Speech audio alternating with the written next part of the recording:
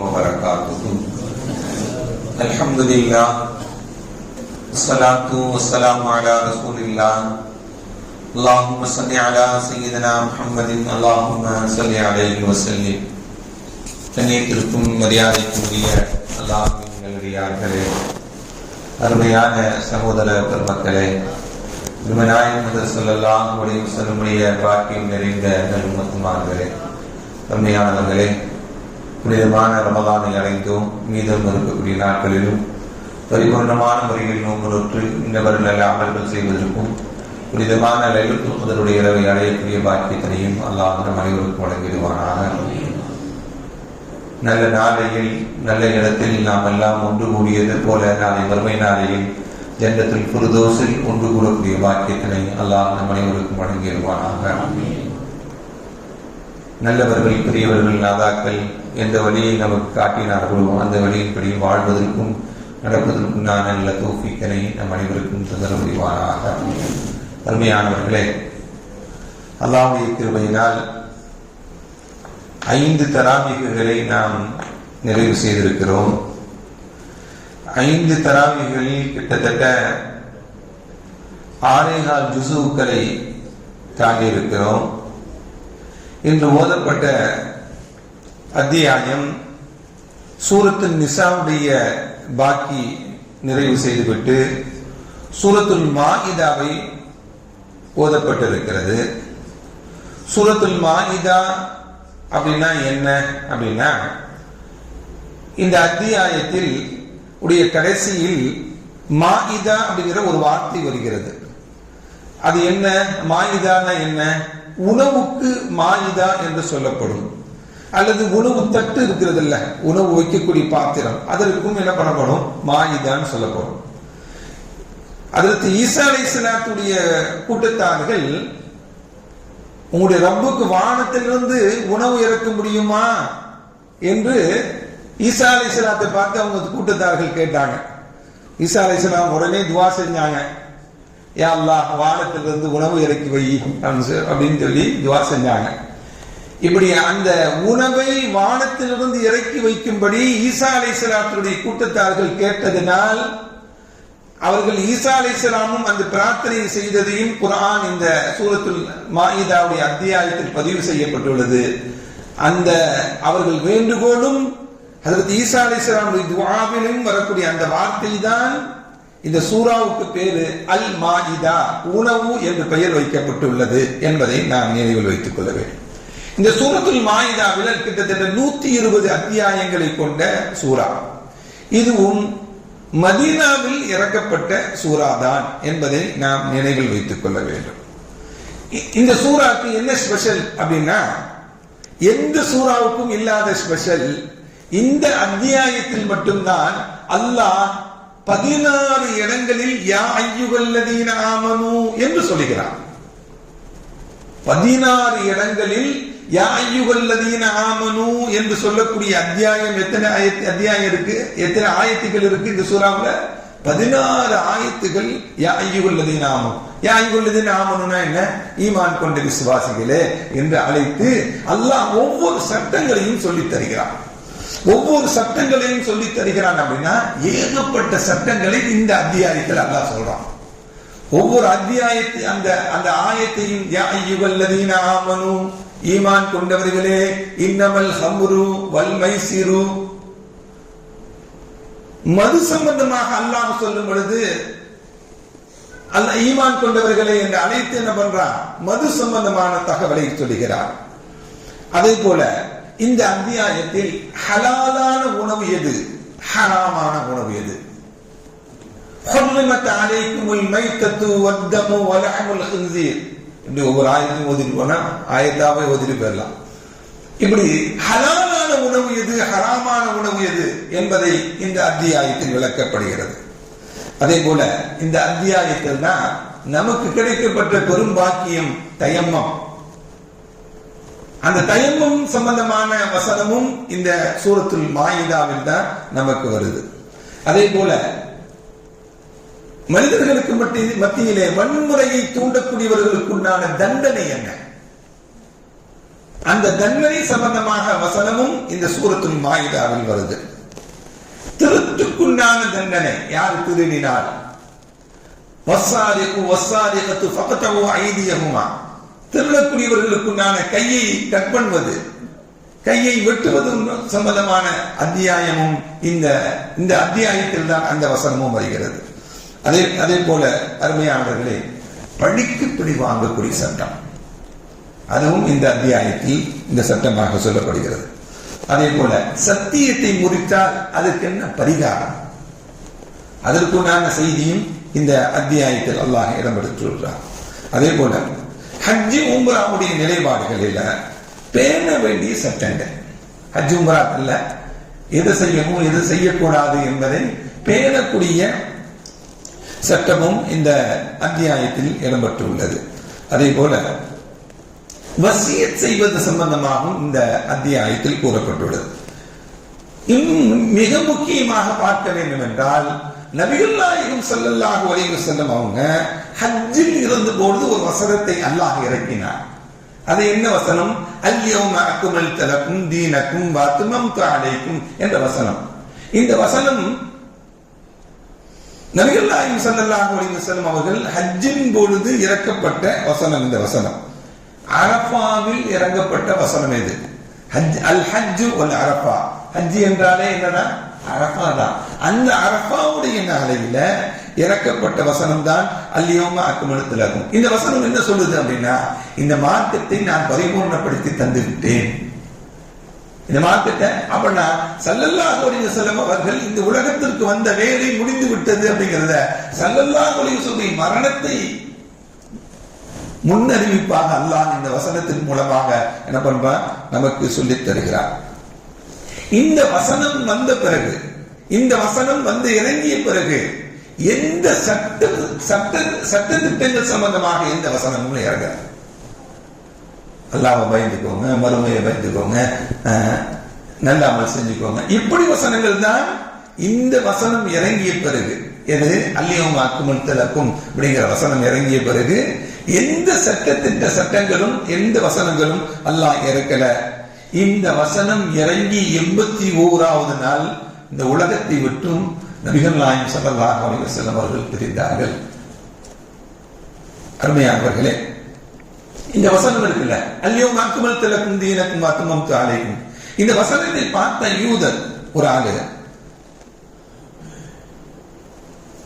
Umar ரலியல்லாஹு தஆலா அவங்கள்ட்ட வந்து சொல்கிறார், யா அமீருல் முஃமினீன்,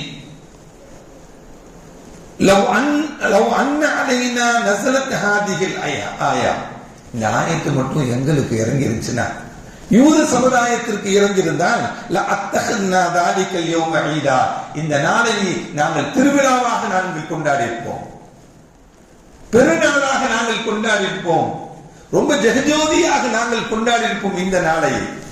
எந்த நாள்னா, இப்படிப்பட்ட வசனம் எங்களுடைய உம்மத்துக்கு கிடைக்கல, தௌராத்துல இல்ல. எங்களுக்கு தௌராத்துல அல்லாஹ் இதே போன்ற வசனத்தை இந்த மார்க்கத்தில் நான் கம்ப்ளீட் பண்ணி கொடுத்துட்டேன் அப்படிங்கிற செய்தியை சொல்லக்கூடிய வசனம் தௌராத்துல இல்ல. இப்படி ஒரு வசனம் எங்களுக்கு இறங்கியிருந்தால் அந்த இறங்கிய நாளை நாங்கள் பெருநாளாக திருநாளாக நாங்கள் கொண்டாடிப்போம் என்றெல்லாம். அதற்கு உமர் ரலியல்லாஹு தஆலா அவங்கள்ட்ட ஒரு யூதர் வந்து சொன்னார். உமர் ரலியல்லாஹு தஆலா சொன்னாங்க, லா அஅலமு ஐயு யௌமின் நஸலத் ஹாதிஹில் ஆயா, இந்த ஆயத்து எந்த நாளையில் இறங்கப்பட்டது என்பது எனக்கு தெரியும். எந்த நாளையில? அரஃபாவுடைய நாளை. ஹாஜிகளுக்கெல்லாம் மிக முக்கியமான நாள் எதுதான்? அரஃபாவுடைய நாள் தான். அது திருநாள் தான், அது உயர்வான நாள் தான், கொண்டாடப்படக்கூடிய நாள் தான். அது மட்டுமல்ல, அந்த வசனம் இறங்கிய நாள் யௌமுல் ஜும்ஆ, ஜும்ஆவுடைய நாளும் கூட தான். அப்படின்னா என்ன? உமர் ரலியல்லாஹு தஆலா சொன்னாங்க, நீங்க மட்டும் கொண்டாடலப்பா, நாங்களும் கொண்டாடிக்கிட்டு தான் இருக்கோம். அந்த நாளை பற்றி எங்களுக்கு தெரியும், எந்த நாளையில் எந்த நேரத்தில் எந்த இடத்தில் இறங்கியது என்பது எனக்கு தெரியும். அப்படின்னா என்ன? நாங்கள் உங்களை விட நாங்கள் கொண்டாடி கொண்டுதான் இருக்கிறோம், அந்த நாளை சிறப்பாக ஆக்கி கொண்டுதான் இருக்கிறோம் என்று அது உமர் ரலியல்லாஹு தஆலா அவங்க யூதருக்கு சொன்ன செய்தியையும் நாம் நினைவில் வைத்துக் கொள்ள வேண்டும். அருமையான மக்களே, இந்த அத்தியாயத்தில் அல்லாஹ் ஒரு வசனத்தில் சொல்வான், மன் கத்தல மன் கத்தலன் நாஸ பிகைரி நஃப்ஸின் அவ் ஃபஸாதின் ஃபில் அர்தி ஃபகஅன்னமா கத்தலன் நாஸ ஜமீஆ. ஒரு உயிரை நீங்கள் கொலை செய்தீர்கள் என்றால் அநியாயமான முறையில் ஒட்டுமொத்த உயிரையும் கொலை செய்ததாக ஆகிவிடும். ஒரு உயிரை நீங்கள் காப்பாற்றினீர்கள் என்றால் ஒட்டுமொத்த மனித சமுதாயத்தையும் காப்பாற்றியதாக ஆகும் என்ற ஒரு வசனத்தையும் அல்லாஹ் நமக்கு சொல்லித் தருகிறார். ஒரு உயிரினுடைய உயர் மதிப்பு என்பது அளவிட முடியாது. ஒட்டுமொத்த மனித சமுதாயத்தையே பாதுகாத்ததாக ஆகும் ஒரு உயிரை காப்பாற்றினார் என்றால் அவ்வளவு மதிப்பு உள்ளது ஒரு உயிரினுடைய மதிப்பு என்பதை அல்லாஹ் மனித உயிரினுடைய மதிப்பு சம்பந்தமாக இந்த வசனத்தில் நமக்கு சொல்லி காட்டுவார். அருமையான பெருமக்களே, அதே போல இந்த அத்தியாயத்தினுடைய 2வது வசனத்தில் அல்லாஹ் சொல்லுவார், நீங்கள் ஒருவர் மற்றவருக்கு உதவி செய்து கொள்ளுங்கள். ஒருவர் மற்றவங்களுக்கு என்ன பண்ணுங்க? உதவி செய்து கொள்ளுங்க. அல் பிர் நன்மையான விஷயத்திலையும் தக்வா இறையச்சத்தினுடைய விஷயத்திலையும் நீங்கள் ஒருவர் மற்றவருக்கு என்ன பண்ணுங்க? உதவி செய்யக்கூடியவர்களாகவே இருங்கள் என்பதை அல்லாஹ் சொல்லுவான். அப்படின்னா என்ன? நாம் எல்லா காலங்களும், நாம் வாழக்கூடிய காலங்கள் எல்லாம் மற்றவர்களுக்கு உதவி செய்யக்கூடியவர்களாகவே வாழ வேண்டும் என்பதுதான் இந்த குர்ஆன் வசனம் நமக்கு சொல்லி காட்டுகிறது. எவ்வளவு காலங்களுக்கு நம்ம உதவி செய்ய முடியும் அப்படின்னா, நாம் ஹயாத்தாக இருக்கும் பொழுதுதான் உதவி செய்ய முடியும். மூத்தாகி போயிட்டா நாம் உதவி செய்ய முடியாது. அப்ப இருக்கக்கூடிய காலங்களில் பிறருக்கு நாம் உதவியாளர்களாகவே இருக்க வேண்டும், பிறருக்கு உதவி செய்து கொண்டே இருக்க வேண்டும் என்பதுதான் அல்லாஹ் சொல்லக்கூடிய இந்த செய்தி நமக்கு. அல்லாஹ் இன்னொரு வசனத்தில் சொல்வான், இன் தன்சுருல்லாஹ யன்சுருக்கும், நீங்க உதவி செய்யக்கூடியவர்களாகவே இருந்து விட்டால் அல்லாஹ் உங்களுக்கு உதவி செய்வான். நீங்க உதவி செய்யக்கூடிய மனிதர்களாகவே இந்த உலகத்தில் வாழ்ந்து விட்டால் அல்லாஹ் என்ன பண்ணுவான்? அல்லாஹ் உங்களுக்கு உதவி செய்வான் என்பதை அல்லாஹ் நமக்கு சொல்லி தருவான். அப்பனா நாம் உதவி செய்தோம் என்றால் பிறருக்கு அல்லாஹ்வுடைய உதவி நமக்கு கிடைத்துக் கொண்டிருக்கும் என்பதையும் நாம் நினைவில் வைத்துக் கொள்ள வேண்டும். உதவி என்பது எல்லாருக்கும் தேவைப்படுங்க. யாருதான் பிறர் உதவியை நாடாமல் இருப்பாங்க? எல்லாருக்கும் எல்லாருடைய உதவியும் தேவைப்படும். சில சமயங்களில் உடல்நலம் சரியில்லை அப்படின்னா மருத்துவர்களுடைய உதவி, வீடு கட்டணும்னா அதுக்கு சம்பந்தப்பட்டவங்களுடைய எலக்ட்ரிக் பிரச்சனைனா அது சம்பந்தப்பட்டவர்கள் நம் நாடதான செய்யறோம். ஒவ்வொரு உதவிகளையும் நாம் நாடிக்கொண்டுதான் இருக்கிறோம். இந்த உலகத்தில் வாழ்ந்த பெரும் மனிதர்கள், உலகத்தையே ஆண்ட மக்கள் 4 நபர்கள், 2 மூமின்கள் 2 காஃபிர்கள். 2 மூமின்கள் 2 காஃபிர்கள். யார் அந்த 2 மூமின்கள் அப்படின்னா, அது சுலைமான் அலைஹிஸ்ஸலாத்து வஸ்ஸலாம் அவர்கள் உலகத்தையே ஆண்டார்கள். உலகமே அவர்களுக்கு கட்டுப்பாட்டுக்கு இருந்தது. ஹஜ்ரத் சுலைமான் அலைஹிஸ்ஸலாம் உலகத்தை ஆண்ட மன்னர்களில் ஒரு மன்னர். இன்னொன்று திருக்குர்ஆன் சொல்லும் ذுல்கர்னைன் அலைஹிஸ்ஸலாத்து வஸ்ஸலாம் அவர்களும் உலகத்தை ஆண்டவர்கள். இந்த 2 பேர்களும் உலகத்தை ஆண்ட மூமின்கள். உலகத்தை ஆண்ட காஃபிர்கள் 2 பேர் இருக்கிறாங்க. யார் அப்படின்னா புஹ்து நஸர் என்று சொல்லக்கூடியவரும் நம்ரூதும். இந்த 2 நபர்களும் உலகத்தை ஆண்ட காபிர்கள் என்று வரலாற்று ஆய்வாளர்கள் நமக்கு சொல்லி தருவாங்க. இதை ஏன் சொல்ல வர்றோம் அப்படின்னா, அதற்கு துல்கர்னைன் அலைஹிஸ்ஸலாத்து வஸ்ஸலாம் அவங்க ஒரு பெரிய காரியத்தை தான் செய்யும் பொழுது மக்களிடத்தில் கேட்டாங்க, ஃபஅஈனூனி ஃபீ குவ்வா இஜஅல் பைனக்கும் வ பைனஹும் ரதமா. நான் ஒரு பெரிய காரியத்தை செய்ய போறேன், எனக்கு நீங்க எல்லாம் உதவியா இருங்க. நீங்க எனக்கு என்ன பண்ணுங்க? நீங்கள் எல்லாம் உதவியாக இருக்க, பெரிய காரியத்தை நான் செய்ய முயலுகிறேன், அந்த காரியத்துக்கு நீங்கள் உதவியாக இருக்க வேண்டும் என்று மக்களிடம் உதவி கேட்டார். உலகத்தையே ஆண்டவருக்கும் என்ன தேவைப்படுது? பிறருடைய உதவி தேவை என்பதுதான் குர்ஆனுடைய வசனம் நமக்கு சொல்லித் தரக்கூடிய செய்தி. இந்த உலகத்தில் வாழ்ந்த எல்லா பெருமக்களும் அப்படிதான். இப்ராஹிம் அலைஹிஸ்ஸலாம் கஅபத்துல்லாவை கட்டினார்கள், அவர்களுக்கு உதவியாக ஹஜ்ரத் இஸ்மாயில் அலைஹிஸ்ஸலாம் இருந்தார். ஹஜ்ரத் மூஸா அலைஹிஸ்ஸலாம் அவர்கள் உலகம் முழுவதும் தன்னுடைய ஏகத்துவத்தை கொண்டு செல்வதற்கு உதவியாக இருந்தவர்கள் ஹஜ்ரத் ஹாரூன் அலைஹிஸ்ஸலாம் இருந்தாங்க. இப்படி ஒருவர் மற்றவருக்கு உதவி செய்யக்கூடியவர்களாக வாழ்ந்தவர்கள் தான் பெருமக்கள் எல்லாம். அதே போல இந்த உலகத்தில் யாரெல்லாம் உதவி செய்யக்கூடியவர்களாக வாழ்ந்தார்களோ அவர்கள் வாழ்க்கையில் உயர்ந்துதான் இருக்கிறார்கள். அல்லாஹ் சூரத்துல் கஹ்ஃப்ல சொல்வான், ஒரு நாயை பற்றி அல்லாஹ் குர்ஆனில் திரும்பவும் திரும்பவும் சொல்லி காட்டுகிறார். ஏன் திரும்பவும் நாயை பற்றி சொல்லுகிறான் என்றால் அது நல்லவர்களுக்கு உதவியாக இருந்ததனால் பெருமக்கள் சொல்லுவாங்க இந்த நாயை கூட நாளைக்கு சொர்க்கத்தில் இருக்கும் என்று. உதவி செய்த நாய்க்கே சொர்க்கம் என்றால் பிற மனிதர்களுக்கு நாம் உதவியாக இருந்தோம் என்றால் அல்லாஹ் நம்ம எங்க வச்சிருப்பான்? உயர்ந்த இடத்துல வச்சிருப்பான். அல்லாஹ் அந்த நசீபை தந்தர்கள் புரிவானாக. அருமையானவர்களே, நபிகள் நாயகம் ஸல்லல்லாஹு அலைஹி வஸல்லம் சொல்வாங்க, வல்லாஹி ஃபீ அவுனில் அப்து மா கானல் அப்து ஃபீ அவுனி அஹீஹி. ஒரு அடியானுக்கு உதவி செய்யும் காலமெல்லாம் அல்லாஹ்வுடைய உதவி உங்களுக்கு கிடைத்துக் கொண்டிருக்கும் என்று சொன்னாங்க ஸல்லல்லாஹு அலைஹி வஸல்லம். ஒரு அடியானுக்கு உதவி செய்யும் காலமெல்லாம் அல்லாஹ்வுடைய உதவி உங்களுக்கு கிடைத்துக் கொண்டே இருக்கும் என்று நபிகள் நாயகம் ஸல்லல்லாஹு அலைஹி வஸல்லம் சொல்வாங்க. இமாம் அல் மாபரதி என்று சொல்லக்கூடிய இமாம் அவருடைய கிதாபுல் அதபுத் துன்யா வத்தீன் அப்படிங்கிற ஒரு கிதாப், அவருடைய கிதாப். அந்த கிதாபுல சொல்லுவாங்க, மனிதர்கள் 4 வகைப்படுவார்கள். மனிதர்கள் 4 வகைப்படுவாங்க. யார் அந்த 4 வகைப்படக்கூடியவர்கள்?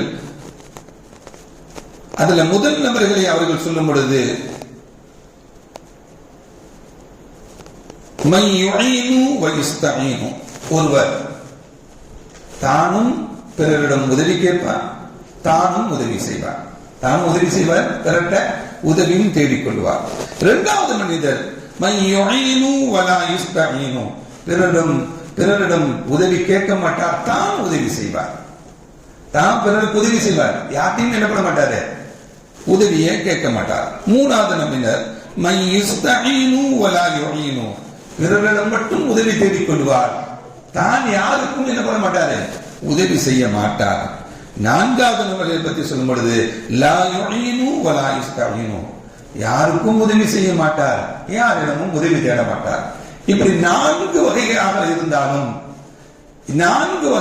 இருந்தாலும் பிறருக்கு உதவி செய்யக்கூடிய மனிதர்களாக நாம் வாழ்ந்து பிறரிடம் எந்த உதவியும் தேடாமல் வாழக்கூடிய மனிதர் தான் சிறந்த மனிதர் என்று அந்த இமாம் நமக்கு சொல்லி காட்டுவாங்க. இப்படி உதவி என்பது பிறருக்கு எல்லா நிலைகளையும் செய்யக்கூடியதுதான். சின்ன சின்ன உதவிகள், ஒரு சேர் எடுத்து போடுங்க, தண்ணி கொடுத்தா தண்ணி கொடுக்கிறது, பெரிய பெரிய உதவிகள் எல்லாம் செய்யக்கூடிய இந்த சமுதாயம். வெள்ளம் வந்தால் இந்த சமுதாயம் தான் பிற மக்களுக்கும் உணவு கொடுக்கிறது. கொரோனா போன்ற கடும் நோய் ஏற்பட்டாலும், இறந்தவர்களை தொட்டு தூக்க முடியாத சூழ்நிலை ஏற்பட்டாலும் பிற மனிதர்களுடைய உடல்களை கூட சுமந்து சென்று அடக்கம் செய்யக்கூடிய சமுதாயம் இந்த சமுதாயம் தான், இந்த உம்மத்து தான். நாம் வாழ்க்கையில் ஏதாவது உதவி செய்துவிட வேண்டாமா? யாருக்காவது சின்ன உதவிகள் மூலமாக நம்முடைய வாழ்க்கையை உயர்த்திக் கொள்ள முடியாதா என்ற நிலையில் உள்ளவர்கள் தான். தனக்கு உள்ள உடலில் ஓடக்கூடிய ரத்தத்தை கூட, உடல் நலம் சரியில்லை என்றால் எத்தனை பேர்கள் ரத்தத்தை டொனேஷன் செய்து, ரத்தத்தை தானம் செய்து உதவி செய்யக்கூடிய மக்களாக எவ்வளவு பேர்கள் வாழ்ந்து கொண்டிருக்கிறாங்க. அருமையான பெருமக்களே, இதையெல்லாம் சொல்வதற்கு காரணம் என்ன? அல்லாஹ் நமக்கு சொல்லி காட்டுகிறார், நீங்கள் ஒருவர் மற்றவருக்கு உதவி செய்து கொள்ளுங்கள்.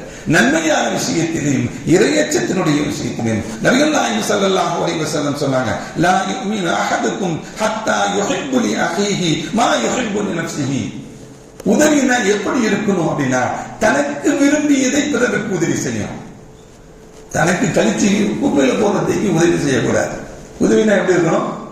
நானும் எந்த குவாலிட்டியில நான் பயன்படுத்துவேனோ அந்த குவாலிட்டியான பொருளை பிறருக்கும் உதவியாக கொடுக்க வேண்டும். அப்படி கொடுத்தாதான் நீங்கள் மூமின்கள் என்று நபிகள் நாயகம் ஸல்லல்லாஹு அலைஹி வஸல்லம் சொன்னார். மூமினுடைய நிலைப்பாடு என்ன? தனக்கு விரும்பியதை பிறருக்கும் கொடுப்பார். தனக்கு விரும்பியதை, தனக்கு என்ன குவாலிட்டியில் விரும்புகிறாரோ அதே குவாலிட்டியை பிறருக்கும் கொடுக்க வேண்டும். அதுதான் மூமினுடைய நிலை என்று நபிகள் நாயகம் ஸல்லல்லாஹு அலைஹி வஸல்லம் நமக்கு சொல்லி காட்டுவாங்க. இதே போல எல்லா காலங்களும் ஒரு மனிதனுடைய கஷ்டத்தை நீங்க நீக்கினீங்கன்னா அல்லாஹ் உங்களுடைய கஷ்டமே யாராலும் நீக்க முடியாது, மறுமை நாளில் அல்லாஹ் உங்களுடைய கஷ்டங்களை நீக்குவார். உலகத்துல ஒரு மனிதனுடைய கஷ்டத்தை நீங்க நீக்கினீங்கன்னா மறுமையில யாருமே கஷ்டத்தை நீக்க முடியாது. யார்தான் நீக்க முடியும்? அல்லாஹ்தான் நீக்க முடியும். அல்லாஹ்தான் நீக்க முடியும். அந்த நிலையில அல்லாஹ் உங்களுடைய கஷ்டங்களை நீக்குவார். ஒரு மனிதனுடைய சிரமத்தை லேசாக ஆக்குனீங்க, நீங்க அப்படின்னா அல்லாஹ் இந்த உலகத்திலையும் உங்களுடைய காரியங்களை லேசாக்குவான், மறுமையிலையும் அல்லாஹ் லேசாக்குவான் என்று நபிகள் நாயகம் ஸல்லல்லாஹு அலைஹி வஸல்லம் சொன்னார். இப்படி நாம் வாழும் காலங்களில் பிறருக்கு உதவியாக இருக்க வேண்டும். எந்த நிலையிலையும் உபத்திரமாக இருந்திருக்கூடாது. எந்த நிலையிலையும் உபத்திரமாகவும் சிரமப்படுத்தக்கூடியவர்களாகவும் இருந்துவிடக்கூடாது. வாழும் காலம் எல்லாம் பிறருக்கு உதவியாக இருக்கக்கூடிய நற்பாக்கியமான்களாக அல்லாஹ் நம் அனைவரையும் வாழச் செய்வானாக.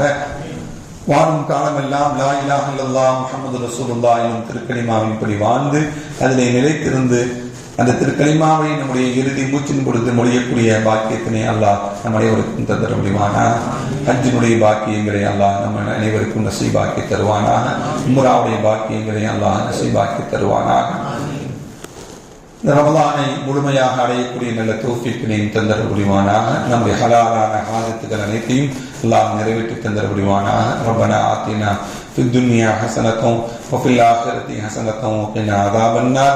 صل يا ربي على النبي سيدنا محمد وآله وصحبه أجمعين والحمد لله رب العالمين. صلى الله عليه